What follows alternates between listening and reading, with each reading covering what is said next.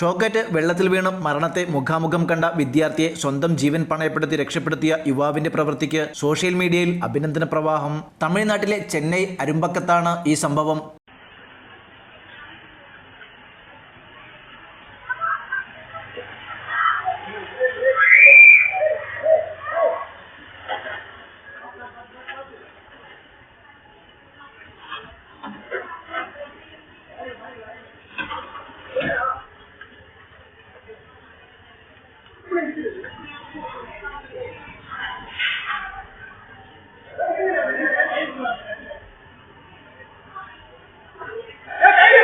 കുട്ടിയെ രക്ഷിച്ചത് 30-കാരനായ കണ്ണൻ എന്നയാളാണ്. രക്ഷാപ്രവർത്തനത്തിന്റെ ദൃശ്യങ്ങൾ സമൂഹ മാധ്യമങ്ങളിൽ വൈറലായി. അരുമ്പാക്കത്തെ മുതലമ്മാൻ സ്ട്രീറ്റിൽ ഏപ്രിൽ 16 സംഭവം. മഴയെ തുടർന്ന് റോഡിൽ ഉണ്ടായ വെള്ളക്കെട്ടിലേക്ക് സമീപത്തെ വൈദ്യുതി ലൈൻ പൊട്ടിവീണു. ഇതുവഴിയെത്തിയ സ്കൂൾ വിദ്യാർത്ഥിയായ റയ്യാൻ വെള്ളത്തിൽ നിന്ന് ഷോക്കടിച്ച് പിടഞ്ഞു വീഴുകയായിരുന്നു. രാവിലെ ജോലിസ്ഥലത്തേക്ക് ബൈക്കിൽ പോകുകയായിരുന്ന കണ്ണൻ അപ്പോഴാണ് വെള്ളത്തിൽ ഷോക്കേറ്റ് പിടയുന്ന കുട്ടിയെ കാണുന്നത്.